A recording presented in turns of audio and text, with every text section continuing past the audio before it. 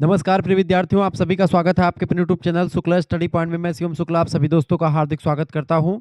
आज की वीडियो के माध्यम से हम चर्चा करेंगे राजनीति विज्ञान के बारे में। वेस्टर्न पॉलिटिकल थॉट जो है आपकी परीक्षा में वेस्टर्न पॉलिटिकल थॉट से ही क्वेश्चंस आएंगे। तो राजनीति विज्ञान के फोर्थ सेमेस्टर में वेस्टर्न पॉलिटिकल थॉट यानी कि पाश्चात्य राजनीतिक विचारक या विचार, इससे इंपॉर्टेंट प्रश्न पूछे जाते हैं और ऑब्जेक्टिव परीक्षा जिसकी होने वाली है उसके लिए बहुत ही महत्वपूर्ण है। तो आप इस वीडियो को अंत तक जरूर देख लीजिएगा। महामैराथन महासंग्राम रिवीजन क्लास में आप सभी का एक बार फिर से स्वागत है दोस्तों। इससे पहले कई सारे लेक्चर मैंने ऑलरेडी दिए हुए हैं, आपने नहीं देखा तो प्लीज़ देख लीजिएगा। ये राजनीति विज्ञान के बहुत ही महत्वपूर्ण प्रश्नों की श्रृंखला है, जिसको अगर आप हल कर लेंगे तो आपके लिए बहुत ही ज़बरदस्त रहेगा। इस वीडियो को आप अंत तक जरूर देखिएगा और शेयर कर दीजिएगा। हमारा दूसरा चैनल है को करिकुलर मास्टर, वहाँ पर भी आपको ऐसे लेक्चर दिख जाएंगे।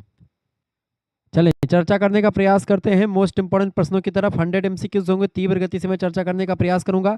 एमजे पेरू बरेली रोहेलखंड विश्वविद्यालय के लिए बहुत ही ज़्यादा महत्वपूर्ण है। और जितने भी विश्वविद्यालय की परीक्षा बुंदेलखंड यूनिवर्सिटी झांसी, डॉक्टर भीमराव अम्बेडकर आगरा विश्वविद्यालय, माँ शाकुंभरी सहारनपुर, राजा महेंद्र प्रताप सिंह स्टेट यूनिवर्सिटी, या फिर जो भी परीक्षा ऑब्जेक्टिव करवाएंगे, माँ विंध्यवासिनी मिर्जापुर, ठीक है, माँ पाटेश्वरी बलरामपुर विश्वविद्यालय, जो भी परीक्षा ऑब्जेक्टिव करवाएगा उन सभी के लिए बहुत ही महत्वपूर्ण है। सिद्धार्थ यूनिवर्सिटी का कपिलवस्तु के लिए इंपॉर्टेंट है। ठीक है, आइए देखने का प्रयास करते हैं। पहला क्वेश्चन आपका आ चुका दोस्तों। प्रश्न है, प्लेटो के अनुसार न्याय का अर्थ क्या है दोस्तों? प्लेटो के अनुसार न्याय का अर्थ होता है कार्यों का विशिष्टीकरण। ठीक है, न्याय का मतलब क्या होता है दोस्तों? न्याय का मतलब कार्यों का विशिष्टीकरण। ऑप्शन नंबर इसका सी करेक्ट आंसर होगा। प्लेटो ने अपनी पुस्तक द रिपब्लिक में न्याय की व्याख्या की है। और प्लेटो कहते हैं कि समाज के 3 वर्ग होते हैं। समाज में कितने वर्ग होते हैं दोस्तों? 3 वर्ग होते हैं। कौन कौन से? पहला है आपका शासक वर्ग, ठीक है, दूसरा है सैनिक वर्ग, और तीसरा कौन सा है? उत्पादक वर्ग। ठीक है, शासक वर्ग की अगर बात की जाए दोस्तों, शासक वर्ग की अगर बात करें हम, तो शासक वर्ग जो होता है ये एक प्रकार से अपना निर्धारित काम करता है, जैसे शासन करना। सैनिक वर्ग जो होता है ये रक्षा करता है, तो इसका अपना कर्म है, अगर ये आप अच्छा काम करते हैं तो ये न्याय है। ठीक है, अगला है आपका उत्पादक वर्ग, ये अपना काम करे तो भी न्याय कहा जाएगा। ठीक है, दूसरों के काम में हस्तक्षेप नहीं करना चाहिए, इसी को कार्य विशिष्टीकरण को उन्होंने न्याय माना है। ठीक है, ध्यान रखेंगे।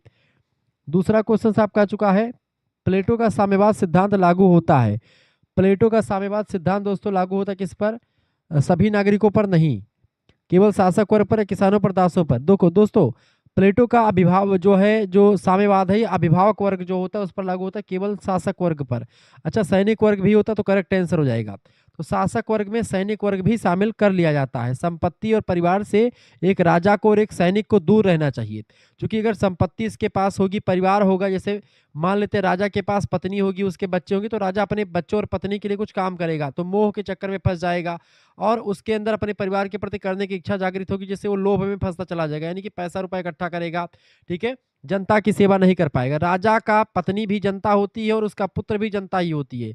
तो प्लेटो कहते हैं कि शासक वर्ग के पास अपनी ना तो संपत्ति ना अपना परिवार होना, जैसे मोदी जी हैं, उनके पास कोई परिवार नहीं, तो वो देश के लिए सोचेंगे। ठीक है, ऐसे ही आप देखेंगे योगी जी हो गए, उनका कोई मतलब परिवार है लेकिन परिवार से कोई मतलब नहीं, तो वो देश के लिए अच्छा काम कर सकते हैं। तो ऐसे ही प्लेटो का कहना है, ये सब चीजें मैं नहीं कह रहा हूं। तो प्लेटो यही बात कहते हैं, कहते हैं सैनिक वर्ग यानी कि जो मिलिट्री में है, सेना में है, उनके लिए भी परिवार इन्होंने नहीं कहा। आज की मिलिट्री की बात नहीं कर रहा हूं मैं, पहले जो सेना वर्ग होती थी उनके लिए। ठीक है, तो अगर उनका परिवार होगा तो वो एक प्रकार से मोह में पड़ेंगे। ठीक है, तो अच्छे तरीके से अपनी ड्यूटी नहीं निभा पाएंगे। तो साम्यवाद का सिद्धांत यही कहता है। ऑप्शन नंबर इसका बी करेक्ट आंसर होगा। तीसरा क्वेश्चन है, प्लेटो की कौन सी कृति आदर्श राज्य से संबंधित है, बताएंगे। प्लेटो की कौन सी रचना आदर्श राज्य से संबंधित दोस्तों? तो रिपब्लिक रचना उनकी आदर्श राज्य से संबंधित है। ऑप्शन नंबर इसका सी करेक्ट आंसर होगा। द लाज पुस्तक, द रिपब्लिक पुस्तक इन्हीं की पुस्तक है, ये बात ध्यान रखें। पॉलिटिक्स पुस्तक लिखा है अरस्तु ने, ये बात ध्यान रखेंगे। अरस्तु राजनीति विज्ञान के जनक भी हैं। अरस्तु के अनुसार राज्य का अस्तित्व किसके लिए है दोस्तों? अरस्तु के अनुसार राज्य का अस्तित्व जो है किसके लिए है, फटाफट से आप बताएंगे। अरस्तु के अनुसार राज्य का अस्तित्व उत्तम जीवन के लिए, गुड लाइफ के लिए है। ए ऑप्शन इसका राइट आंसर हो जाएगा। ठीक है, क्लियर। तो अरस्तु क्या कहते हैं दोस्तों? अरस्तु कहते हैं कि राज्य की उत्पत्ति जीवन की आवश्यकताओं के लिए हुई है, लेकिन वह उत्तम जीवन की सिद्धि के लिए बना हुआ है। ठीक है, राज्य एक नैतिक संस्था मानते हैं वो। अगला क्वेश्चन, पांचवा प्रश्न है, अरस्तु के अनुसार राजतंत्र का प्रकृत रूप कौन सा है? राजतंत्र का प्रकृत रूप है निरंकुशता। ए ऑप्शन इसका बिल्कुल राइट आंसर हो जाएगा। आगे बढ़ते हैं और भी चीजों को जानने का प्रयास करते हैं।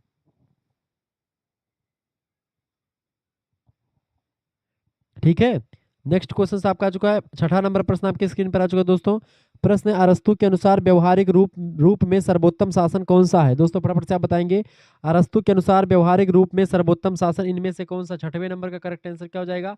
सभी लोग बताने का प्रयास करेंगे, इसका करेक्ट आंसर क्या हो जाएगा? बहुत जबरदस्त तरीके से आप देख पा रहे हैं, देखिए बिल्कुल राइट आंसर हो जाएगा। अरस्तु के अनुसार व्यवहारिक रूप में सर्वोत्तम शासन जो होता है वो राजतंत्र होता है, मोनार्की ही होता है। ठीक है, अरस्तु ने शासनों का वर्गीकरण किया था, हालांकि वह राजतंत्र को आदर्श मानते थे, लेकिन व्यवहारिक रूप में उसने पॉलिटी यानी कि मध्य वर्ग का शासन को सबसे स्थिर और सबसे अच्छा माना है, जिसको अतिवाद जो है से बचता है, जिससे अतिवाद से बचा जा सकता है। 7वां प्रश्न है, अरस्तु की राजनीति के अध्ययन की पद्धति इनमें से कौन सी थी? अरस्तु के राजनीति के अध्ययन की पद्धति थी तुलनात्मक और आगमनात्मक पद्धति। ऑप्शन नंबर इसका सी करेक्ट आंसर हो जाएगा। अरस्तु को राजनीति विज्ञान का जनक भी कहा जाता है। 8वां प्रश्न, स्वर्ण माध्य मार्ग का सिद्धांत किससे संबंधित है? दोस्तों 8वां नंबर, स्वर्ण माध्यम मार्ग का सिद्धांत संबंधित है दोस्तों अरस्तु से। ऑप्शन नंबर इसका बी करेक्ट आंसर हो जाएगा। अरस्तु का मानना था कि नैतिकता और राजनीति में अति से बचना चाहिए, दो छोरों के बीच का संतुलित रास्ता ही स्वर्ण माध्यम इन्होंने बताया था। 9 नंबर प्रश्न, प्लेटो ने आत्मा के गुणों को कितने भागों में विभाजित किया? तो 3 भागों में विभाजित किया था। ऑप्शन नंबर इसका बी करेक्ट आंसर हो जाएगा। आत्मा के 3 तत्व हैं, बुद्धि, साहस और क्षुधा यानी तृष्णा। इसी के आधार पर उसने जीवन के 3 वर्ग बताए। बुद्धि का प्रतीक दार्शनिक वर्ग है यानी राजा वर्ग, सैनिक वर्ग साहस को दिखाता है, और क्षुधा यानी तृष्णा जो होता है उत्पादक वर्ग होता है वो दिखाता है। 10 नंबर प्रश्न है, प्लेटो के आदर्श राज्य में राजनीतिक शक्ति किसके हाथों में होती है? दोस्तों प्लेटो के आदर्श राज्य में राजनीतिक शक्ति जो होती है वो दार्शनिक राजा के हाथ में होती है। इसका सी ऑप्शन बिल्कुल राइट आंसर हो जाएगा। 11 नंबर क्वेश्चन आपका आ चुका, अरस्तु के अनुसार राज्य की प्रकृति है। अरस्तु के अनुसार राज्य की प्रकृति कैसी? दोस्तों फटाफट से 11 नंबर का राइट आंसर हो जाएगा बी ऑप्शन, प्राकृतिक है, नेचुरल है। इसका बी ऑप्शन करेक्ट आंसर हो। 11 नंबर का बी ऑप्शन बिल्कुल राइट आंसर हो जाएगा। आगे बढ़ते और भी चीजों को जानने का प्रयास करते हैं। ठीक है, अरस्तु मानते हैं कि मनुष्य स्वभाव से एक राजनीतिक प्राणी है, इसीलिए राज्य कोई कृत्रिम समझौता नहीं बल्कि एक प्राकृतिक विकास का परिणाम होता है। 12 नंबर क्वेश्चन से, एपिक्यूरियन संप्रदाय का संस्थापक कौन था? एपिक्यूरियस ही थे। इसका बी ऑप्शन करेक्ट आंसर होगा। लगभग में 307 ईसा पूर्व एथेंस में इस स्कूल की स्थापना हुई थी, एपिक्यूरियन स्कूल या संप्रदाय की। यह दर्शन भौतिकवाद और व्यक्ति के सुख पर आधारित होता है। 13 नंबर प्रश्न है, एपिक्यूरियस के अनुसार सर्वोच्च सुख क्या है? एपिक्यूरियन के अनुसार सर्वोच्च सुख जो होता है आनंद की प्राप्ति करना होता है। सी ऑप्शन इसका करेक्ट आंसर हो जाएगा। ठीक है, केवल इंद्रिय सुख नहीं बल्कि अटारेक्सिया यानी कि मानसिक शांति, डर व दर्द से मुक्ति, ये सब सर्वोच्च सुख होता है। 14 नंबर प्रश्न है, एपिक्यूरियन दर्शन मुख्यतया है। एपिक्यूरियन दर्शन जो होता है दोस्तों भौतिकवादी है। यह दर्शन मानता है कि ब्रह्मांड परमाणुओं से बना है और मृत्यु के बाद कुछ भी शेष नहीं रहता है, इसलिए वर्तमान जीवन का आनंद ही ले लो, जितने समय जिंदा हो उतने समय में जितना एंजॉय करना है कर लो। ठीक है, तो ये एपिक्यूरियन दर्शन जो है ये भौतिकवादी दर्शन है दोस्तों। भौतिकवादी ऑप्शन नंबर इसका बी करेक्ट आंसर होगा। 15 नंबर, एपिक्यूरियन जीवन का मुख्य उद्देश्य। एपिक्यूरियन जीवन का मुख्य उद्देश्य मानसिक शांति। ऑप्शन नंबर इसका सी करेक्ट आंसर हो जाएगा। ठीक है, जिसको अटारेक्सिया कहते हैं। अगला 16 नंबर प्रश्न है आपका, स्टोइक दार्शनिकों का विश्वास था। स्टोइक दार्शनिकों का विश्वास किसमें था? दोस्तों फटाफट से आप बताएंगे। वीडियो को लाइक और चैनल पर नहीं तो सब्सक्राइब कर दीजिएगा। को करिकुलर मास्टर आपका दूसरा चैनल है, उसको भी सब्सक्राइब कर दीजिएगा। प्रश्न है 16 नंबर, स्टोइक दार्शनिकों का विश्वास क्या था? स्टोइक दार्शनिकों का विश्वास था विश्व नागरिकता में। ऑप्शन नंबर इसका बी राइट आंसर हो जाएगा दोस्तों, वर्ल्ड सिटीजनशिप। ठीक है, नेक्स्ट क्वेश्चन आपका, स्टोइक वाद का केंद्रीय सिद्धांत है।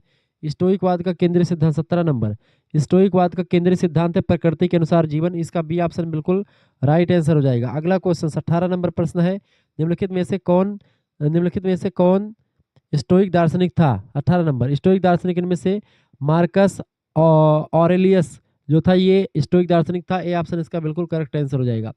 मार्कस ऑरेलियस एक रोमन सम्राट और प्रसिद्ध स्टोइक दार्शनिक थे। उनकी पुस्तक का नाम है मेडिटेशन, आज भी बहुत प्रसिद्ध पुस्तक है ये। 19 नंबर प्रश्न, द सिटी ऑफ गॉड पुस्तक के लेखक कौन है? द सिटी ऑफ गॉड हमेशा प्रश्न आता है ये, इस पुस्तक को लिखा सेंट अगस्टीन ने। बी ऑप्शन राइट आंसर होगा। ठीक है, यह पुस्तक दोस्तों ईसाई धर्मशास्त्र और राजनीति का एक महत्वपूर्ण ग्रंथ माना जाता है, और जिसमें उन्होंने ईश्वरीय नगर और सांसारिक नगर के बीच में अंतर को बताने का काम किया द सिटी ऑफ गॉड में। ठीक है, 20 नंबर प्रश्न है आपका, सेंट अगस्टाइन किस विचार से संबंधित है? सेंट अगस्टाइन दो नगरों के सिद्धांत, प्रिंसिपल्स ऑफ टू सिटीज के बारे में दिया था इन्होंने, इसी के लिए बड़े फेमस हैं। सिटी ऑफ गॉड ईश्वर का शहर और सिटी ऑफ मैन मनुष्य का शहर, दो भागों में बांटा था इन्होंने दुनिया को। सामान्य इच्छा का सिद्धांत रूसो ने दिया है दोस्तों, ये बात ध्यान रखेंगे। सामाजिक जो है समझौते का सिद्धांत थॉमस हॉब्स, लॉक और रूसो ने दिया है। 21 नंबर क्वेश्चन को समझने से पहले एक चीज यहाँ पर ध्यान दीजिएगा, जमा कर सकते हैं, आपके घर में कोई चलाता है ऑनलाइन माध्यम तो वो भी जमा कर सकता है, तो आप पढ़ सकते हैं। 21 नंबर क्वेश्चन से थॉमस एक्विनास द्वारा लिखित पुस्तक कौन सी है? ये अभी का पेपर है, 2026 में पेपर हुआ है दोस्तों, ध्यान रखेंगे। 21 नंबर क्वेश्चन से थॉमस एक्विनास द्वारा लिखित पुस्तक कौन सी इनमें से? तो सुम्मा थियोलॉजिका पुस्तक है, ऑप्शन नंबर इसका सी करेक्ट आंसर होगा। 22 नंबर क्वेश्चन से मध्यकालीन विचार में आध्यात्मिक और लौकिक सत्ता के संघर्ष को क्या कहते हैं? 22 नंबर, मध्यकालीन विचार में आध्यात्मिक और लौकिक सत्ता के संघर्ष को दोस्तों निवेश विवाद कहते हैं, ऑप्शन नंबर इसका सी करेक्ट आंसर हो जाएगा। ठीक है, नेक्स्ट क्वेश्चन आपका आ चुका 23 नंबर प्रश्न है, लेवियाथन का लेखक कौन है? लेवियाथन पुस्तक, लेवियाथन के लेखक है थॉमस हॉब्स, ऑप्शन नंबर इसका सी करेक्ट आंसर हो जाएगा। 24 नंबर क्वेश्चन आपका आ चुका है दोस्तों, प्रश्न देखेंगे, थॉमस हॉब्स के अनुसार प्राकृतिक अवस्था थी। 24 नंबर, थॉमस हॉब्स के अनुसार प्राकृतिक अवस्था दोस्तों युद्ध की अवस्था थी, सी ऑप्शन इसका करेक्ट आंसर हो जाएगा। ठीक है, अगला क्वेश्चन आप देखेंगे 25 नंबर प्रश्न है, थॉमस हॉब्स के सामाजिक संविदा से स्थापित होता क्या? 25 नंबर, हॉब्स के सामाजिक समझौते से स्थापित होता क्या? निरंकुश संप्रभुता स्थापित होती है, इसका बी ऑप्शन करेक्ट आंसर हो जाएगा। अगला क्वेश्चन से 26 नंबर प्रश्न है, जॉन लॉक किस पुस्तक के लेखक हैं? जॉन लॉक की अगर बात की दोस्तों, जॉन लॉक जो है ये टू ट्रीटाइज ऑफ गवर्नमेंट पुस्तक इन्हीं की है, social contract Jean Jacques Rousseau की पुस्तक है, लेवियाथन थॉमस हॉब्स की पुस्तक है, ये सब चीज़ें ध्यान रखेंगे। टू ट्रीटाइज ऑफ गवर्नमेंट पुस्तक प्रकाशित हुई 1689 ईस्वी में, ये बात ध्यान रखिए। इस पुस्तक में जॉन लॉक ने राजाओं के दैवीय अधिकारों का खंडन किया और सीमित सरकार का समर्थन किया। 27 नंबर क्वेश्चन से, लॉक के अनुसार प्राकृतिक अवस्था थी, लॉक के अनुसार प्राकृतिक अवस्था शांति और तर्क की अवस्था थी, ऑप्शन नंबर इसका सी करेक्ट आंसर हो जाएगा, शांति और तर्क की अवस्था। थॉमस हॉब्स कहते हैं कि जो है वहाँ पर मारपीट बहुत होती थी जब प्राकृतिक अवस्था थी, यानी कि जब समाज का विकास नहीं था, राज्य नहीं बना था, ऐसे में जनता जो थी वो मारपीट करती थी, जिसकी लाठी उसकी भैंस, टिट फॉर टैट का सिद्धांत काम करता था। मतलब कहने का ये है कि जैसे कि जो जिसके पास बल होता था वही सब पर कब्जा कर लेता था। लेकिन थॉमस हॉब्स के विपरीत लॉक कहते हैं कि प्राकृतिक अवस्था में लोग शांतिपूर्ण रहते थे, प्राकृतिक नियमों का पालन करते थे, लेकिन कुछ असुविधाओं की वजह से उन्होंने राज्य का निर्माण किया एक समझौते के द्वारा। 28 नंबर क्वेश्चन, लॉक के अनुसार प्राकृतिक अधिकार इनमें से कौन सा? 28 नंबर, लॉक के अनुसार प्राकृतिक अधिकार होता है जीवन, स्वतंत्रता और संपत्ति का अधिकार, सी ऑप्शन इसका बिल्कुल राइट आंसर हो जाएगा। अगला 29 नंबर क्वेश्चन आपका आ चुका है, लॉक के अनुसार संप्रभुता निहित है। 29 नंबर, लॉक के अनुसार संप्रभुता जनता में निहित होती है, ऑप्शन नंबर इसका सी करेक्ट आंसर हो जाएगा। 30 नंबर, लॉक को किसका जनक मानते हैं दोस्तों? लॉक को जनक मानते किसको? उदारवाद का जनक है लॉक। ठीक है, व्यक्तिगत स्वतंत्रता और सीमित शासन पर जोर देने की वजह से उनको उदारवाद का पिता भी कहा जाता है, जॉन लॉक को। 31 नंबर क्वेश्चन आपका आ चुका है, फटाफट से आप देखने का प्रयास करेंगे। 31 नंबर क्वेश्चन से, द सोशल कॉन्ट्रैक्ट पुस्तक किसने लिखी है? द सोशल कॉन्ट्रैक्ट पुस्तक को लिखा जीन जैक्स रूसो ने, ऑप्शन नंबर इसका सी करेक्ट आंसर हो जाएगा। 1762 में इस पुस्तक का प्रकाशन हुआ है, ये बात आप ध्यान रखेंगे। ठीक है, अगला क्वेश्चन आपका, रूसो का प्रसिद्ध कथन इनमें से कौन सा है? रूसो का प्रसिद्ध कथन है, मनुष्य जन्म से स्वतंत्र है परंतु हर जगह जंजीरों में जकड़ा हुआ है। ठीक है, man is born free but everywhere in चेंस, यानी कि वो स्वतंत्र तो पैदा हुआ लेकिन हमेशा वो जंजीरों में जकड़ा हुआ है, बी ऑप्शन इसका करेक्ट आंसर हो जाएगा। ठीक है, रूसो समान इच्छा का सिद्धांत किसने दिया? 33 नंबर, समान इच्छा का सिद्धांत किसने दिया दोस्तों? तो रूसो ने ही दिया है, ऑप्शन नंबर इसका सी करेक्ट आंसर हो जाएगा। ठीक है, रूसो ने ही दिया समान इच्छा का सिद्धांत। समान इच्छा समाज के सभी नागरिकों की इच्छा या सामूहिक इच्छा को समान इच्छा कहते हैं, जो सबका कल्याण करती है। 34 नंबर क्वेश्चन है, किस विचारक ने प्रत्यक्ष लोकतंत्र का समर्थन किया? प्रत्यक्ष लोकतंत्र का समर्थन किया जीन जैक्स रूसो ने, सी ऑप्शन इसका राइट आंसर हो जाएगा। रूसो का मानना था कि जनता को स्वयं कानून बनाने चाहिए, ना कि अपने प्रतिनिधियों के माध्यम से कानून बनाना चाहिए। 35 नंबर क्वेश्चन से, विद्रोह के आधार पर विद्रोह के अधिकार में किसका विश्वास था? विद्रोह के अधिकार में विश्वास था जॉन लॉक का, ऑप्शन नंबर इसका बी करेक्ट आंसर होगा। जॉन लॉक ने कहा था कि यदि सरकार जनता के प्राकृतिक अधिकारों, जीवन, स्वतंत्रता और संपत्ति की रक्षा नहीं कर पाती तो जनता उस सरकार के खिलाफ जो है विद्रोह करके उस सरकार को बदलने का काम कर सकती है। ठीक है, आगे बढ़ते 36 नंबर प्रश्न है, हॉब्स का सामाजिक संविदा सिद्धांत किसके बीच था? बताएंगे। थॉमस हॉब्स का सामाजिक संविदा सिद्धांत जो है किसके बीच था? जनता और जनता के बीच था, ऑप्शन नंबर इसका बी करेक्ट आंसर हो जाएगा। हॉब्स कहते हैं कि जनता ने आपस में वचन दिया कि वे अपनी शक्ति एक शासक यानी लेवियाथन को सौंप देंगे। शासक इस समझौते का पक्षकार नहीं था, इसीलिए वह इसके नियमों से ऊपर था। द प्रिंस पुस्तक के लेखक कौन है दोस्तों? द प्रिंस पुस्तक को लिखा है मैकियावेली ने। आधुनिक युग का शिशु भी मैकियावेली को कहा जाता है, ये बात आप ध्यान रखेंगे। ठीक है, आगे बढ़ते हैं अगला क्वेश्चन। अगला 38 नंबर, द प्रिंस पुस्तक की अगर बात की है तो 1513 में पुस्तक प्रकाशित हुई है। एक राजा को शासन करने के व्यवहारिक और अक्सर कठोर तरीके जो है बताए गए हैं इस पुस्तक के माध्यम से। मैकियावेली किससे संबंधित है? मैकियावेली की अगर बात की है तो यथार्थवाद से रिलेटेड है वो इनमें से। बी ऑप्शन इसका बिल्कुल करेक्ट आंसर होगा। 39 नंबर क्वेश्चन से, मैकियावेली ने समर्थन किया किसका? 39 नंबर, मैकियावेली ने नैतिकता और राजनीति के पृथक्करण का समर्थन किया है। ठीक है, ऑप्शन नंबर इसका ए करेक्ट आंसर हो जाएगा। 40 नंबर क्वेश्चन से, मैकियावेली के अनुसार शासक का मुख्य उद्देश्य। 40 नंबर फटाफट से आप बताएंगे। मैकियावेली के अनुसार शासक का मुख्य उद्देश्य राज्य की स्थिरता और सुरक्षा। सी ऑप्शन इसका बिल्कुल राइट आंसर हो जाएगा। अगला 41 नंबर क्वेश्चन से, संप्रभुता के सिद्धांत का जनक किसे कहा जाता है? बताएंगे। 41 नंबर फटाफट से आप बताने का प्रयास करेंगे। वीडियो को लाइक और चैनल पर नए तो सब्सक्राइब कर दीजिएगा। ठीक है, प्रश्न, संप्रभुता के सिद्धांत का जनक मानते हैं किसको? जीन बोडा को। ठीक है, जीन बोडा, ऑप्शन नंबर इसका बी करेक्ट आंसर होगा। टिक बच्चों ने लगाया इसीलिए टिक गलत लगा हुआ है। ठीक है, फ्रांस के विचारक थे जीन बोडा।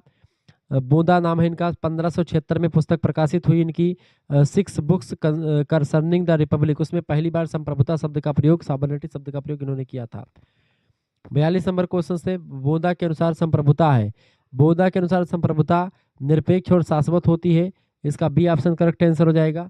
अगला 43 नंबर प्रश्न है, निम्न में से कौन सा बोदा की संप्रभुता की विशेषता नहीं है? बोदा की संप्रभुता की विशेषता निरपेक्ष होती है, ठीक है, शाश्वत है और इसके अलावा अविच्छेद भी है, विभाज्य नहीं होती है। तो ये तीनों विशेषताएं हैं, जबकि विभाज्य वाली विशेषता इनकी नहीं है। डी ऑप्शन इसका राइट आंसर हो जाएगा।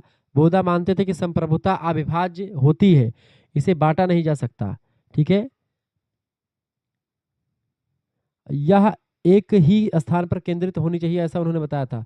अच्छा, विशेषता कौन सी नहीं? विभाज्य नहीं है दोस्तों। ठीक है, अविभाज्य है ये। ठीक है, ये बात आप ध्यान रखेंगे। अगला क्वेश्चन 44 नंबर प्रश्न है, वैधानिक संप्रभुता की अवधारणा संबंधित है किससे? वैधानिक संप्रभुता की अवधारणा दोस्तों संबंधित है किससे? जॉन ऑस्टिन से। ऑप्शन नंबर इसका सी करेक्ट आंसर हो जाएगा। जॉन ऑस्टिन ने संप्रभुता के कानूनी और अद्वैतवादी सिद्धांत को पूर्णता प्रदान की और उन्होंने संप्रभु को कानून का एकमात्र स्रोत माना है।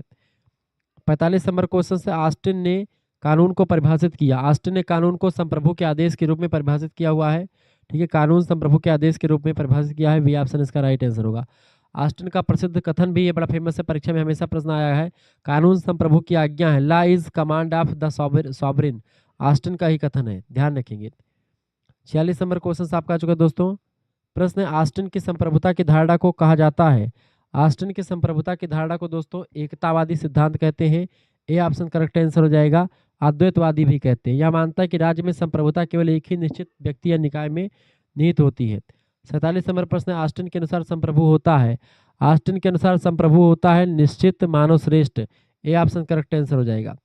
अगला, प्रथम आधुनिक राजनीतिक विचारक किसे मानते हैं? प्रथम आधुनिक राजनीतिक विचारक मैकियावेली को मानते हैं। सी ऑप्शन इसका करेक्ट आंसर हो जाएगा।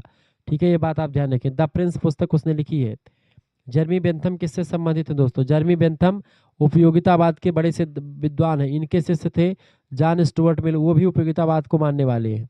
बेंथम का प्रसिद्ध सिद्धांत इनमें से क्या था? बेंथम का प्रसिद्ध सिद्धांत है दोस्तों क्या? अधिकतम व्यक्तियों का अधिकतम सुख। ठीक है, बी ऑप्शन इसका करेक्ट आंसर हो जाएगा। जर्मी बेंथम के सिद्धांतों का आगे बढ़ाता उनके पुत्र, उनके जो है शिष्य जॉन स्टुअर्ट मिल है। जॉन स्टुअर्ट मिल जो थे जेम्स मिल के पुत्र थे। अगला क्वेश्चन से 51 नंबर, फेलिसिफिक कैलकुलस किससे संबंधित है? बताएंगे। फेलिसिफिक कैलकुलस किससे संबंधित है? ये संबंधित है दोस्तों किससे? 51 नंबर का राइट आंसर क्या हो जाएगा? फटाफट से आप बताने का प्रयास करें, किससे संबंधित है? 51 नंबर का राइट आंसर हो जाएगा आपका, ये सुख और दुख के मापन से रिलेटेड होता है। ऑप्शन नंबर इसका बी करेक्ट आंसर हो जाएगा। जर्मी बेंथम ने यह गणितीय विधि दी थी, फेलिसिफिक कैलकुलस। ये विधि बताती है कि सुख और दुख की मात्रा को नापा जा सकता है इस विधि के माध्यम से, और उनका मानना था जर्मी बेंथम का कि कानून ऐसा होना चाहिए जो अधिकतम व्यक्तियों का अधिकतम सुख सुनिश्चित करे। अगला 52 नंबर क्वेश्चन है, जर्मी बेंथम ने समर्थन किया किसका? विधि सुधार का समर्थन किया। ठीक है, ए ऑप्शन करेक्ट आंसर होगा। 53 नंबर प्रश्न है, जे.एस. मिल किसके समर्थक थे? जे.एस. मिल, जॉन स्टुअर्ट मिल व्यक्तिगत स्वतंत्रता के समर्थक थे। ऑप्शन नंबर इसका ए करेक्ट आंसर होगा। 54 नंबर प्रश्न, जॉन स्टुअर्ट मिल के अनुसार स्वतंत्रता के को केवल तभी सीमित किया जा सकता है जब। जॉन स्टुअर्ट मिल के अनुसार जो है वो कहते हैं कि स्वतंत्रता को तभी सीमित किया जा सकता है जब दूसरों को हानि पहुंचे। सी ऑप्शन इसका करेक्ट आंसर हो जाएगा। ठीक है। मिल का हानि का सिद्धांत कहता है कि व्यक्ति को अपनी इच्छा के अनुसार कुछ भी करने की आज़ादी है, जब तक कि उसके काम से किसी दूसरे को नुकसान हो तब तक वो कोई भी काम कर सकता है। 55 नंबर क्वेश्चन से मिल ने समर्थन किया। मिल ने किसका समर्थन किया दोस्तों? अनुपातिक प्रतिनिधित्व का समर्थन किया हुआ है। ए ऑप्शन इसका राइट आंसर होगा। 56 नंबर प्रश्न, मिल ने समर्थन किया किसका? मिल ने समर्थन किया दोस्तों, बताएंगे। 56 नंबर, बहुल मताधिकार का समर्थन भी किया है। ऑप्शन नंबर इसका बी करेक्ट आंसर हो जाएगा। 57 नंबर प्रश्न, हेरोल्ड लास्की किससे संबंधित है? 57 नंबर, हेरोल्ड लास्की संप्रभुता का बहुलवादी सिद्धांत से रिलेटेड है। ऑप्शन नंबर इसका बी करेक्ट आंसर हो जाएगा। 58 नंबर प्रश्न, लास्की के अनुसार राज्य है। लास्की के अनुसार राज्य जो है दोस्तों अनेक संस्थाओं में से एक संस्था होती है। बी ऑप्शन इसका राइट आंसर होगा। अगला क्वेश्चन से, लास्की के अनुसार प्राकृतिक मतलब अधिकार है। 59 नंबर, लास्की के अनुसार अधिकार है, समाज के द्वारा मान्यता प्राप्त दावों को अधिकार कहते हैं। सी ऑप्शन इसका राइट आंसर होगा। 60 नंबर क्वेश्चन से, सुखों के गुणात्मक भेद का समर्थन किसने किया? 60 नंबर, सुखों के गुणात्मक भेद का समर्थन किया था मिल ने। ऑप्शन नंबर इसका बी करेक्ट आंसर हो जाएगा। अगला क्वेश्चन से 61 नंबर प्रश्न है, कांट के अनुसार व्यक्ति के साथ कैसा व्यवहार किया जाना चाहिए? 61 नंबर बताएंगे, फटाफट से आप बताने का प्रयास करेंगे। वीडियो को लाइक कर दीजिएगा, चैनल पर अगर नहीं है तो प्लीज चैनल को सब्सक्राइब कर दीजिएगा। सभी लोग वीडियो को लाइक करेंगे दोस्तों। प्रश्न 61 नंबर आपका आ चुका है, कांट के अनुसार व्यक्ति के साथ कैसा व्यवहार किया जाना चाहिए? अपने आप में साध्य के रूप में व्यवहार करना चाहिए, नहीं जो व्यवहार आपको अच्छा लगे वही व्यवहार दूसरों के साथ करना चाहिए। ऑप्शन नंबर इसका सी करेक्ट आंसर होगा। 62 नंबर क्वेश्चन से, कांट का राजनीतिक दर्शन किस पर आधारित है? बताएं, कांट का राजनीतिक दर्शन जो है किस पर आधारित है? बताएंगे। 62 नंबर का राइट आंसर क्या हो जाएगा दोस्तों? नैतिक नियम पर आधारित है। ऑप्शन नंबर इसका सी करेक्ट आंसर हो जाएगा। 64 नंबर क्वेश्चन से, कांट की कौन सी कृति अंतर्राष्ट्रीय शांति से संबंधित है? तो संबंधित है परपीचुअस पीस। ठीक है, परपीयू परसेप्चुअल पीस। ठीक है, परसेप्चुअल पीस जो होती है रचना, ये दोस्तों रचना कांट की एक ऐसी रचना है जो कि अंतर्राष्ट्रीय शांति से रिलेटेड है। सोशल कॉन्ट्रैक्ट पुस्तक रूसो की पुस्तक है, तो ये तो होगी ही नहीं। अगला क्वेश्चन 64 नंबर प्रश्न है, कांट के अनुसार स्वतंत्रता का अर्थ क्या है? इमैनुअल कांट के अनुसार स्वतंत्रता का मतलब होता है नैतिक नियम का पालन करना ही स्वतंत्रता होती है। ऑप्शन नंबर इसका बी करेक्ट आंसर हो जाएगा। अगला 65 नंबर प्रश्न है, reflection on the revolution in France पुस्तक किसने लिखी है? Reflection on the revolution in France पुस्तक लिखी है किसने? किसने? बर्क साहब ने लिखी है। ऑप्शन नंबर इसका बी करेक्ट आंसर हो जाएगा। एडमंड बर्क ने 1790 में इस पुस्तक को लिखा और फ्रांसीसी क्रांति की तीखी आलोचना की और रूढ़िवादी का समर्थन किया था इन्होंने। अगला क्वेश्चन 66 नंबर प्रश्न आपका आ चुका है, बर्क को किसका जनक माना जाता है? बर्क को बताएंगे। एडमंड बर्क को किसका जनक मानते हैं दोस्तों? सभी लोग बताने का प्रयास करें। 66 नंबर का राइट आंसर क्या हो जाएगा? एडमंड बर्क की अगर बात की तो रूढ़िवाद के जनक हैं ये। ठीक है, और रूढ़िवादी आधुनिक रूढ़िवादी विचारधारा का जनक कहा जाता है इनको। वे स्थापित परंपराओं और इतिहास को बहुत महत्व देते थे। तो रूढ़िवाद, ऑप्शन नंबर इसका बी करेक्ट आंसर होगा। बर्क ने समर्थन किया था किसका? 67 नंबर, बर्क ने समर्थन किया था क्रमिक परिवर्तन का।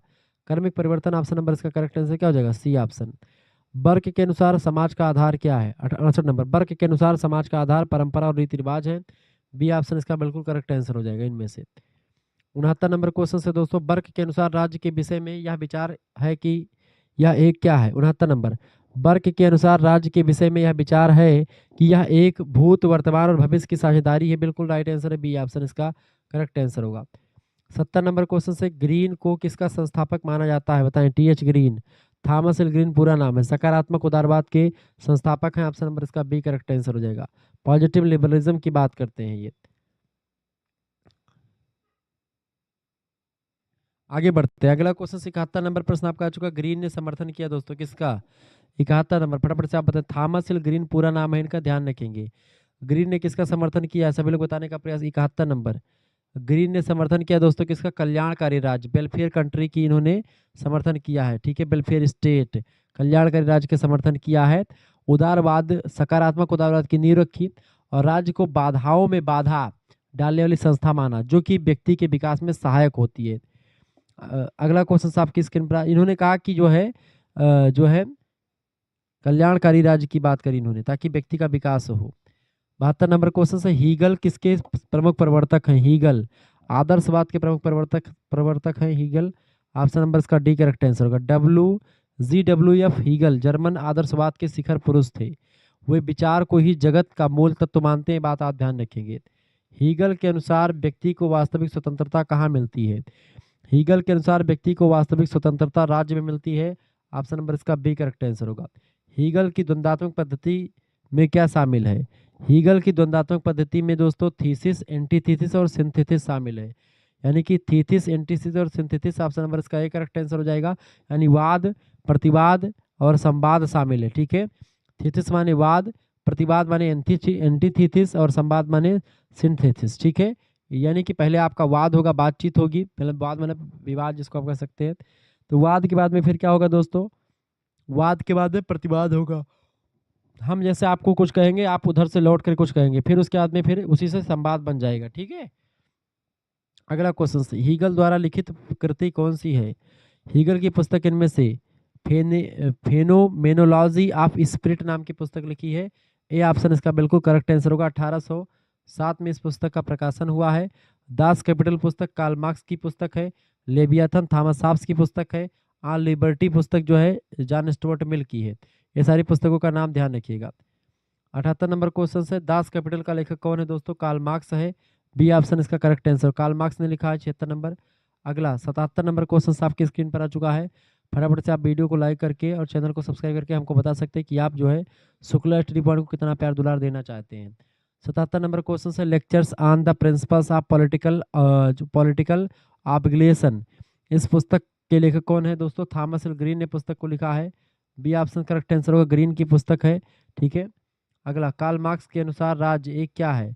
कार्ल मार्क्स के अनुसार राज्य एक शोषण का उपकरण होता है। सी ऑप्शन करेक्ट आंसर हो जाएगा। ठीक है, अगला क्वेश्चन है, मार्क्स के अनुसार राज्य की अंतिम अवस्था होगी। कार्ल मार्क्स कहते हैं कि राज्य की अंतिम अवस्था साम्यवाद की अवस्था होगी। ऑप्शन नंबर इसका सी करेक्ट आंसर हो जाएगा। 80 नंबर क्वेश्चन से, कार्ल मार्क्स किससे संबंधित है दोस्तों? कार्ल मार्क्स संबंधित है वैज्ञानिक समाजवाद के से, साइंटिफिक सोशलिज्म से संबंधित है कार्ल मार्क्स, ये बात ध्यान रखेंगे। ठीक है, आगे देखते हैं। अगला क्वेश्चन आपकी स्क्रीन पर आ चुका, फटाफट से आप देखने का प्रयास करेंगे। 81 नंबर क्वेश्चन आपका आ चुका दोस्तों। टीएच ग्रीन के अनुसार प्रश्न क्या आ चुका है? टीएच ग्रीन के अनुसार स्वतंत्रता का अर्थ क्या है? 81 नंबर। टीएच ग्रीन के अनुसार स्वतंत्रता का अर्थ होता है कुछ करने योग्य कार्य करने की शक्ति। ऑप्शन नंबर इसका डी करेक्ट आंसर होगा, उसी को बोलते हैं स्वतंत्रता। 82 नंबर प्रश्न है, मैरी वोलस्टोन क्राफ्ट की प्रसिद्ध कृति कौन सी है? 82 नंबर। मैरी वोलस्टोन क्राफ्ट की प्रसिद्ध कृति इनमें से है a vindication of the rights of women. Option number इसका बी बिल्कुल राइट आंसर हो जाएगा। अगला क्वेश्चन से 83 नंबर प्रश्न है, वोलस्टोन क्राफ्ट के अनुसार महिलाओं की अधीनता का कारण इनमें से कौन सा है? 83 नंबर, फटाफट से आप बताएंगे। वोलस्टोन क्राफ्ट के अनुसार महिलाओं की अधीनता का कारण इनमें से होता है शिक्षा का अभाव। इसका बी ऑप्शन बिल्कुल करेक्ट आंसर हो जाएगा। 84 नंबर क्वेश्चन से, सीमोन द बोवार की लिखी पुस्तक इनमें से कौन सी? सीमोन एक महिला विचारिका है। द सेकेंड सेक्स नाम की पुस्तक लिखी इन्होंने। ठीक है, महिलाओं से रिलेटेड है। 1949 में लिखी गई पुस्तक है। आधुनिक नारीवाद की आधारशिला मानी जाती है। इसमें उन्होंने कहा था कि स्त्री पैदा नहीं होती बल्कि बना दी जाती है। जैसे स्त्रियों को, बच्चियों को पहले पैदा होते ही खिलौने में क्या दिया जाएगा? गुड़िया दिया जाएगा। ठीक है, और बच्चों को कट्टा बंदूक दी जाएगी दिखाने के लिए कि भाई लो लड़का है तो उसको बंदूक मिलेगी, तीर धनुष से खेलने के लिए बोला जाएगा, कार वार मिलेगी चलाने के लिए, और लड़कियों को गुड़िया ला करके देंगे, श्रृंगार का सामान ला करके देंगे। बच्ची पैदा हुई, उसको अगर शुरू से ही थोड़ा सा पुरुषों जैसा व्यवहार करवाया जाएगा तो पुरुषों जैसा ही व्यवहार करेगी, लेकिन उसको शुरू से ही महिला के जैसा ही ट्रीट किया जाता है तो महिला बन जाती। तो इसीलिए इन्होंने कहा द सेकंड सेक्स पुस्तक में कि स्त्री पैदा नहीं होती है, पैदा तो स्त्री और पुरुष एक जैसे ही पैदा होते हैं, शारीरिक अंतर मात्र केवल होता है, लेकिन वैचारिक अंतर समाज उसमें भर देता है। तो स्त्री पैदा नहीं होती बल्कि बना दी जाती है। सीमोन डी वेवायर का कथन है, प्रश्न परीक्षा में बहुत पूछा जाता है। 85 नंबर प्रश्न, बोवार सीमोन दी वेवार के अनुसार महिलाओं को किस रूप में देखा जाता है? महिलाओं को दोस्तों अन्य पुरुष के रूप में देखते हैं, मतलब कि अन्य के रूप में। ऑप्शन नंबर इसका डी करेक्ट आंसर होगा। बोवार ने तर्क दिया कि पुरुष को स्व यानी सेल्फ और महिला को अन्य यानी अदर के रूप में परिभाषित किया गया है, जिससे पुरुषों के अधीन महिला रहती है। ठीक है, अगला क्वेश्चन आपके स्क्रीन पर आ चुका है। 86 नंबर क्वेश्चन आपका आ चुका दोस्तों। प्रश्न है, सिमोन द बोवार का नारीवाद किस पर बल देता है? फटाफट से आप बताने का प्रयास करेंगे, बताइएगा।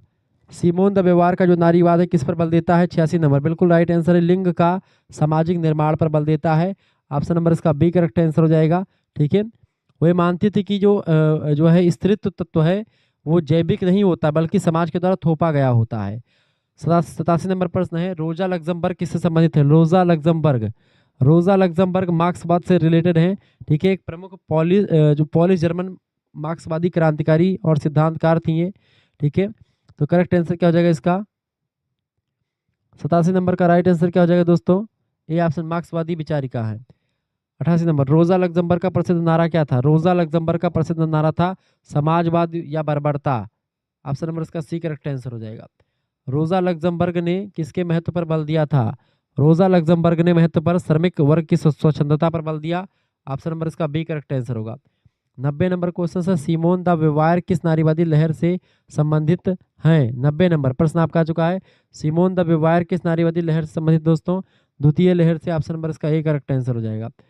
उनका कार्य 1960 के दशक की द्वितीय लहर के नारीवाद की प्रेरणा बना, जिससे सामाजिक और सांस्कृतिक असमानता पर ध्यान जो है दिया गया लोगों के द्वारा।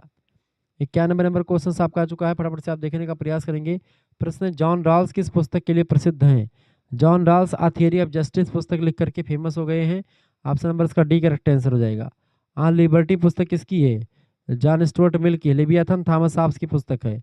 कमेंट करके बताएंगे पॉलिटिकल लिबरलिज्म पुस्तक किसने लिखी है। 92 नंबर प्रश्न, जॉन रॉल्स के न्याय सिद्धांत की केंद्रीय अवधारणा है? 92 नंबर, जॉन रॉल्स के न्याय सिद्धांत की केंद्रीय अवधारणा न्याय के रूप में निष्पक्षता की बात करते हैं वो। B option. जॉन रॉल्स के सिद्धांत में मूल स्थिति का अर्थ क्या है? जॉन रॉल्स के सिद्धांत में मूल स्थिति का अर्थ होता है न्याय के सिद्धांत चुनने की काल्पनिक स्थिति। सी ऑप्शन इसका करेक्ट आंसर हो जाएगा। अगला क्वेश्चन आप देखेंगे, 94 नंबर प्रश्न है, अज्ञान का आवरण का अर्थ क्या होता है? अज्ञान का आवरण, वेल ऑफ इग्नोरेंस, अपनी सामाजिक स्थिति के प्रति अज्ञानता। ऑप्शन नंबर इसका डी करेक्ट आंसर हो जाएगा। हन्ना आरेंट की प्रसिद्ध रचना इनमें से कौन सी है? Hannah Arendt the human condition पुस्तक हन्ना आरेंट की है। ए ऑप्शन करेक्ट आंसर होगा। 1958 में पुस्तक लिखी गई है। मानवीय गतिविधियों, खासकर श्रम, कार्य और क्रिया का विश्लेषण इस पुस्तक के माध्यम से किया गया है। 96 नंबर प्रश्न आपका आ चुका है, फटाफट से आप देखेंगे। प्रश्न, हन्ना आरेंट का सर्वसत्तावाद का विश्लेषण किसमें मिलता है? 96 नंबर, हन्ना आरेंट का सर्वसत्तावाद का विश्लेषण मिलता है दोस्तों द ओरिजिन्स ऑफ टोटलिज्म में। ए ऑप्शन इसका बिल्कुल करेक्ट आंसर हो जाएगा। 97 नंबर प्रश्न है, हन्ना आरेंट के अनुसार सबसे उच्च और मानवीय गतिविधि इनमें से कौन सी है? 97 नंबर, हन्ना आरेंट के अनुसार सबसे उच्च और मानवीय गतिविधि होती क्रिया। ऑप्शन नंबर इसका सी करेक्ट आंसर हो जाएगा। अगला 3 प्रकार की गतिविधि बताई थी, श्रम, कार्य और क्रिया। राजनीति में भागीदारी क्रिया होती है, सबसे उच्च स्थिति होती क्रिया की। 98 नंबर क्वेश्चन से, बैनिलिटी ऑफ इबिल, बैनिटी ऑफ इबिल किससे संबंधित दोस्तों? बैनिटी ऑफ इबिल ये संबंधित है इचमैन से। सी ऑप्शन इसका बिल्कुल करेक्ट आंसर हो जाएगा, इचमैन से संबंधित है। आरेंट ने नाजी अधिकारी एडोल्फ इचमैन के मुकदमे की रिपोर्टिंग के दौरान यह शब्द गढ़ा था। इसका अर्थ होता है बुराई अक्सर भयानक राक्षसों के द्वारा नहीं बल्कि बिना सोचे समझे आदेश मानने वाले साधारण लोगों के द्वारा की जाती है। ये बात ध्यान रखेंगे। 99 नंबर प्रश्न, आस्था की राजनीति का विश्वास और संशयवाद की राजनीति का भेद किसने किया था? आस्था की राजनीति का विश्वास और संशयवाद की राजनीति का भेद किया था ओके साठ, माइकल जे ओके साठ पूरा नाम है। बी ऑप्शन करेक्ट आंसर होगा। एक रूढ़िवादी विचारक थे जिन्होंने अपनी पुस्तक positivism of faith and politics of scepticism इसमें उन्होंने अंतर किया था। लास्ट क्वेश्चन 100 नंबर प्रश्न, हन्ना आरेंट ने किसके बीच भेद किया था? हन्ना आरेंट ने श्रम, कार्य और क्रिया के बीच में भेद किया था। श्रम, कार्य और क्रिया, सी ऑप्शन इसका करेक्ट आंसर होगा। उनकी पुस्तक है द ह्यूमन कंडीशन, उसी में 3 श्रेणियों के माध्यम से मानव जीवन की सक्रियता को समझाया था उन्होंने। ये बात आप ध्यान रखेंगे दोस्तों। यहाँ पर क्वेश्चन मतलब ये आपका जो है पेपर के आंसर की है, ये मैंने दे दिया सब कुछ। मिलते हैं फिर नेक्स्ट वीडियो में, तब तक के लिए जय हिंद जय भारत। आप सभी का बहुत बहुत धन्यवाद। हमारे से जुड़ने के लिए इसी प्रकार से अपना प्यार दुलार हमेशा बनाए रखेंगे। बहुत बहुत धन्यवाद।